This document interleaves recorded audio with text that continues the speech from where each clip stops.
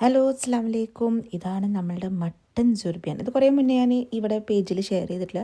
വീണ്ടും ഒരു പുതിയ റെസിപ്പി അല്ല, പഴയ റെസിപ്പി തന്നെ വീണ്ടും പുതിയ വോയിസ് ഓവറിൽ വെച്ചിട്ട് ഷെയർ ചെയ്യുകയാണ്. അടിപൊളിയാണ്. സോഫ്റ്റ് മട്ടനും പൊട്ടാറ്റോ എല്ലാം കൂടിയിട്ട് ശരിക്കും നമ്മളൊരു ബിരിയാണിയും മന്തിയും കൂടിയുള്ള ഒരു ഫ്ലേവറാട്ടോ ഇതിന്. അപ്പം ഞാൻ ഇതിന് ഉപയോഗിക്കുന്ന സെല്ല ബസ്മതി അരിയാണ്, അല്ലെങ്കിൽ ഏതെങ്കിലും വലിയ ബസ്മതി അരി, അധികം പൊട്ടാത്ത അരികൾ കിട്ടുക. കഴുകിയിട്ട് നമ്മൾ 10-15 മിനിറ്റ് വെള്ളത്തിലിട്ട് വെക്കുക, കുതിർക്കുക. അതിനുശേഷം നമ്മളത് വേവിച്ചെടുക്കുകയാണ്. അതിന് വേണ്ടി ഒരു പാത്രത്തിലേക്ക് ഞാൻ കുറച്ച് വെള്ളം ഒഴിക്കുന്നുണ്ട്, ഉപ്പിടുന്നുണ്ട്, ഏലക്കായ, പട്ട, ഇത്തിരി ജീരകം, ബേ ലീഫ് ഉണ്ടെങ്കിൽ അത് ഇടാം. പിന്നെ ഒരു മാഗിയുടെ ക്യൂബ്, ചിക്കൻ സ്റ്റോക്ക് ക്യൂബ് ഇടാം. അരി ഇട്ടിട്ട് നമ്മൾ ഒരു 50-60% വേവിച്ചിട്ട് നമ്മൾ അത് വാർന്ന് വെക്കുക സൈഡിൽ. ഇനി ഇതിലേക്ക് ആവശ്യം സബോള നല്ലോണം കനം കുറഞ്ഞ അരിഞ്ഞ് പൊരിച്ച് കോരിയെടുക്കണം. ഇത് മാത്രമാണ് ഇതിൽ കുറച്ച് ടൈം കൺസ്യൂമിങ് ആയിട്ടുള്ള ഒരു പണിയായിട്ട് എനിക്ക് തോന്നി. ഉള്ളി വറുത്തത് ഇതിന് മസ്റ്റാണ്. ഇതിൻ്റെ ഫ്ലേവർ ഇതിൽ നിന്നേ കിട്ടുള്ളൂ. അപ്പോൾ ഇതെന്തായാലും വറുത്തെടുക്കണം, കരിയരുത് കേട്ടോ. ഇനി നമുക്കിതാ മട്ടനോ ലാമ്പോ ബീഫോ ഏതാണെങ്കിലും എടുക്കാം. ഞാൻ ഇവിടെ മട്ടനെ എടുത്തിട്ട് ഇഷ്ടമുള്ള കട്ട് എടുക്കാം. ഷോൾഡർ കട്ടും ലെഗോ അങ്ങനെയൊക്കെ എടുക്കാം. മട്ടനിൽ പൊതുവിൽ ഒരു പൊട്ട മണക്കം ഉണ്ടെങ്കിൽ അത് ഒഴിവാക്കാൻ വേണ്ടിയിട്ട് ഇത്തിരി മഞ്ഞൾപ്പൊടി, ഉപ്പും കുറച്ച് വെള്ളം ഒഴിച്ചിട്ട് ഒന്ന് തിളച്ചിട്ട് ആ വെള്ളം നമ്മളൊന്ന് കളയുക. അപ്പോൾ മട്ടൻ്റെ ആ ഒരു പൊട്ട മണക്കം ഉണ്ടെങ്കിൽ ചെറുനാരങ്ങൊക്കെ ഇട്ടിട്ടൊന്ന് തിളപ്പിക്കുക കേട്ടോ. അപ്പോൾ ആ മണം പോകാൻ വേണ്ടിയിട്ടാണ് ഇത് ചെയ്യുന്നത്. ഇനി നമ്മൾ മസാല ഉണ്ടാക്കണം. അതിന് വേണ്ടിയിട്ട് ഇതാ എണ്ണ പൊരിച്ച മറ്റേ സവാള പൊരിച്ച ഓയിലും കുറച്ച് ഗീ ഇടുക. അതിലേക്ക് പട്ട, ഏലക്കായ, ഇത്തിരി ചെറിയ ജീരകം ഒക്കെ ഇട്ടതിന് ശേഷം നമ്മൾ ആ മട്ടൻ ഇടുക. ഇനി മട്ടനിലേക്ക് നമ്മൾ തക്കാളി, ക്യാപ്സിക്കം, ഉരുളക്കിഴങ്ങ്, മല്ലിച്ചപ്പ്, പുതിന, വറുത്ത സവോള അതിടുക.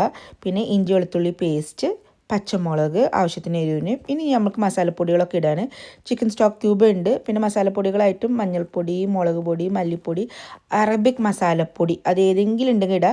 ഇല്ലെങ്കിൽ നമ്മൾ ചെറിയ ജീരകത്തിൻ്റെയും കുറച്ച് സിനമൺ ആ പൗഡറും കൂടി ഇടുക. പിന്നെ നമ്മളിതിലേക്ക് ടൊമാറ്റോ പേസ്റ്റ്, ഇത് മസ്റ്റാണ്, ടൊമാറ്റോ പേസ്റ്റ് അല്ലെങ്കിൽ തക്കാളി കുറച്ചൊന്ന് അരച്ച് കട്ടിയുള്ളത് ഇടുക. തൈര്, ഉപ്പ് ഇതെല്ലാം കൂടിയിട്ട് കുഴച്ചിട്ട് നമ്മൾ മട്ടൻ പ്രഷർ കുക്കറിൽ വേവിക്കുകയാണ്. നല്ല സോഫ്റ്റായിട്ട് മട്ടന് കിട്ടും. കണ്ടയിലിൻ്റെ മേലെ നിന്നൊക്കെ ഇങ്ങനെ ഇറച്ചി വിട്ടിട്ടുള്ള ഈ പരിവാവണം. എന്നാലേ നമുക്ക് ഇങ്ങനത്തെ സുർബിയാൻ മന്തിക്കൊക്കെ ടേസ്റ്റ് ഉണ്ടാവുള്ളൂ മട്ടന്. ബീഫായാലും അത് നല്ല സോഫ്റ്റാണ്, നല്ല മണവും നല്ല രുചിയൊക്കെ ഉണ്ട്. ഇതെല്ലാം കൂടി നമ്മളൊരു ബിരിയാണി ചെമ്പിലേക്ക് തട്ടുക. ഇതിലേക്ക് കുറേ വെള്ളം ഉണ്ടെങ്കിൽ നിങ്ങൾക്ക് ഒന്ന് വേവിച്ചിട്ട് കുറച്ച് വെള്ളം കുറയ്ക്കുക. എനിക്ക് സംബന്ധിച്ചോളം ഇത് കറക്റ്റാണ്. ഇതിൻ്റെ മേലേക്ക് നമ്മൾ നേരത്തെ വേവിച്ച ഒരു 3/4 വേവായിട്ട് വെച്ചിട്ടുള്ള അരി ഇട്ടിട്ട് ദമ്മിടുക. അതിൻ്റെ മേലെ കുറച്ച് അണ്ടിപ്പരിപ്പ്, മുന്തിരി, പിന്നെ ഇത്തിരി മല്ലിച്ചപ്പും പുതിന ഇട്ടതിന് ശേഷം നമ്മളിനി ആ മന്തിയുടെ ഫ്ലേവർ കിട്ടാൻ വേണ്ടി നമ്മൾ ചാർക്കോൾ ഇടുകയാണ്. ഒന്നെങ്കിൽ കനല അല്ലെങ്കിൽ ചിരട്ട കത്തിച്ചിട്ട് ഒരു പാത്രത്തിലേക്ക് ഇട്ടിട്ട് അതിലേക്ക് ഇത്തിരി ഓയിലിട്ട് ആ പുകയാണ് നമുക്ക് വേണ്ടത്.